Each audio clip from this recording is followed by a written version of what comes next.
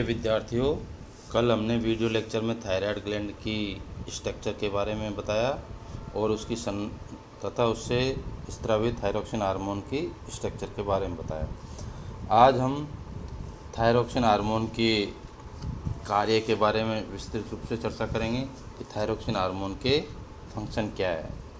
First है इसमें metabolic effect, उपापचयी प्रभाव किस प्रकार से डालता है थायरोक्सिन हार्मोन, उसके बारे में बताएंगे।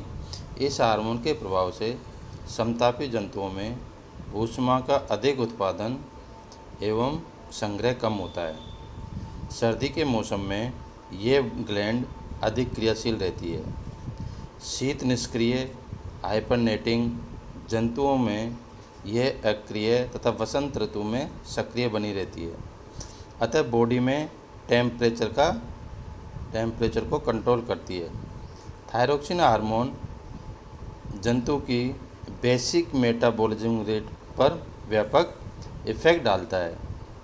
यह लीवर, किडनी, मसल्स पर अधिक पड़ता है। ब्रेन, स्पील, पीलिया, टेस्टिस पर कम पड़ता है। थायरोक्सिन हार्मोन का जो मेटाबॉलिज्म रेट है उस पर अधिक प्रभाव डालता है, लेकिन लीवर, किडनी, मसल्स पर इसका इफेक्ट अधिक पड़ता है, लेकिन ब्रेन, स्पेल और टेस्टिस पर थायरोक्सिन हार्मोन का इफेक्ट कम पड़ता है। सेकंड है इफेक्ट ऑन रिप्रोडक्शन, प्रजनन पर प्रभाव।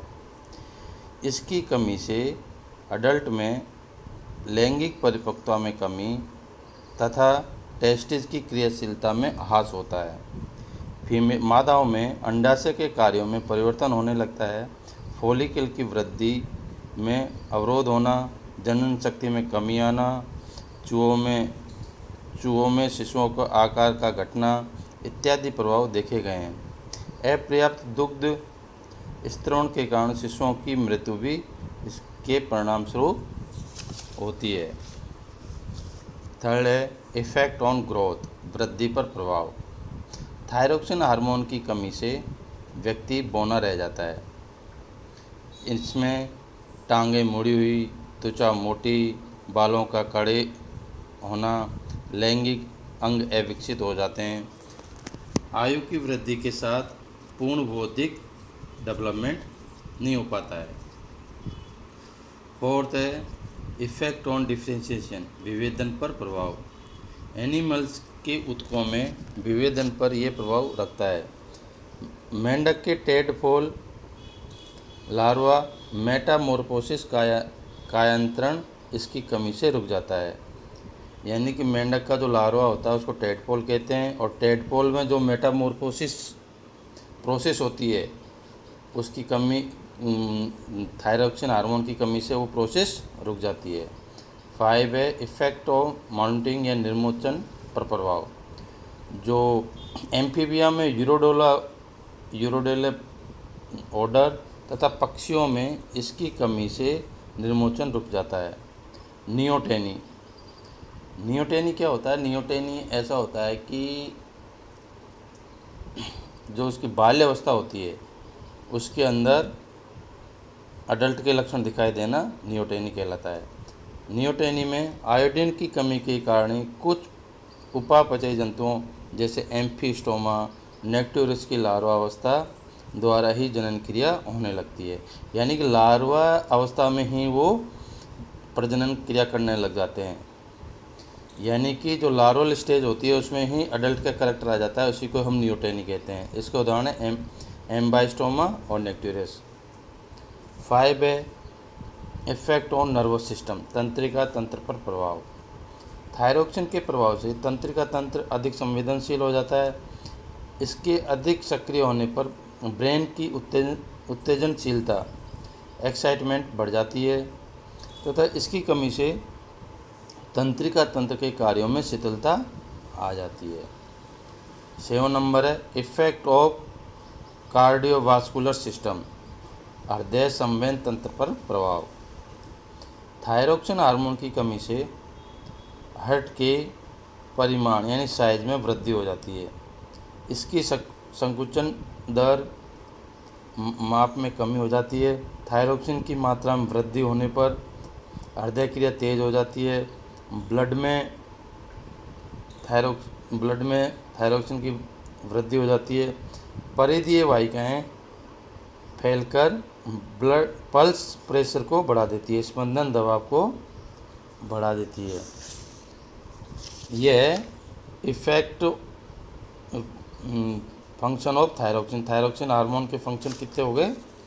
7 हो गए। फर्स्ट अपन ने पढ़ा मेटाबॉलिज्म इफेक्ट, फिर है effect of reproduction, effect of growth, effect on differentiation, effect on malting, effect of the nervous system, effect of cardiovascular system. अब है एबनॉर्मल कंडीशन ऑफ थायराइड, यानी कि असामान्य थायराइड ग्लैंड के क्या क्या इफेक्ट पड़ते हैं, उसे कौन कौन से रोग उत्पन्न होते हैं, उसके बारे में हम विस्तृत रूप से चर्चा करेंगे। फर्स्ट है हाशिमोतो रोग, हाशिमोतो डिजीज। इस डिजीज में थायरोक्सिन की कमी बहुत अधिक हो जाती है, जिससे दी गई दवाई स्वयं हार्मोन में एंटीजन या विष का काम करने लगती है। इसके फलस्वरूप एंटीबॉडीज बनती है तथा ग्रंथि को नष्ट कर देती है। थायरोक्सिन कमी बहुत अधिक हो जाती है तथा इसमें जो दी गई दवा ही एंटीजन यानी कि विष का कार्य करने लगती है, जिसके फलस्वरूप एंटीबॉडी बनते हैं और एक ग्रंथि को ही नष्ट कर देती है। सेकंड है क्रिटिनिज्म, जड़ बामनता। यह रोग थायरोक्सिन हार्मोन की कमी से बच्चों में होने वाला रोग है। ऐसे बच्चे बौने कुरूप हो जाते हैं। इनके होंठ मोटे, जीभ मोटी, बाहर निकली हुई तथा पेट बाहर निकला हुआ, अल्प विकसित जन्नांग तथा त्वचा सूखी व मोटी हो जाती है। ये इस रोग के बच्चे मानसिक रूप से अल्प विकसित होते हैं, यानी कि मेंटली रूप से डेवलप हो नहीं पाते हैं। थर्ड है इसमें सिंपल गाइटर यानी सामान्य घेंगा। यह रोग भोजन में आयोडीन की कमी के कारण होता है। थायरोक्सिन की कमी को पूरा करने के लिए थायराइड ग्लैंड अधिक स्तरण हेतु फैलकर बढ़ जाती है। इनकी कोशिकाओं का बहुगुणन होने लगता है। इससे गर्दन फूल जाती है। पहाड़ी क्षेत्रों में जहाँ आयोडीन की कमी होती है वहाँ भी यह रोग पाया जाता है। तो सिंपल गाइटर किसी कमी से होता है? आयोडीन की कमी से। फोर्थ है मिक्सिएडेमा। मिक्सिएडेमा में क्या होता है कि युवावस्था में थायरोक्सिन की कमी हो जाती है। इस रोग में टेम्परेचर की कमी, आलस्य व प्राणी की कार्यशक्ति में कमी हो जाती है। बालों का गिरना, कंठ में सूजन आना इत्यादि लक्षण दिखाई देने लगते हैं। ये है थायरोक्सिन ग्लैंड के एबनॉर्मल कंडीशन से कौन कौन से रोग उत्पन्न होते हैं वह है। अब आता है हमारा सेकंड हाइपर थायरॉयडिज्म, यानी थायराइड ग्लैंड की अतिक्रियाशीलता। अतिक्रियाशीलता से कौन कौन से रोग उत्पन्न होते हैं थायराइड ग्लैंड के, वो है यह अवस्था थायरोक्सिन के अति स्त्रवण से होती है, यानी कि थायरोक्सिन हार्मोन का स्त्रवण अधिक होता है, जिससे मेटाबॉलिज्म रेट बढ़ जाती है, हार्ट बीट बढ़ जाती है, जिससे घबराहट और थकावट चिड़चिड़ापन हो जाता है। फर्स्ट इसमें एक्सोथैलेमिक गाइटर।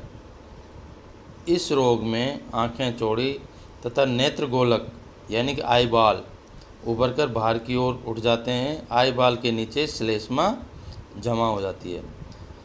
सेकेंड है इसमें ग्रेव्स रोग। इस रोग में थायराइड ग्रंथि में वृद्धि हो जाती है। थर्ड है इसमें पलूमर रोग। इस रोग में थायराइड ग्रंथि में जगह जगह गांठें बन जाती है। तो थायरोक्सिन हार्मोन का स्त्रवण अधिक होने से कौन कौन सा रोग होता है? फर्स्ट है एक्सोथैलेमिक गाइटर, सेकेंड है ग्रेव्स रोग और फोर्थ है थर्ड है इसमें प्लूमर्स डिजीज रोग। एक्सोथैलेमिक गाइटर, ग्रेव्स डिजीज और प्लूमर रोग ये हाइपोथायरॉयडिज्म की वजह से होते हैं।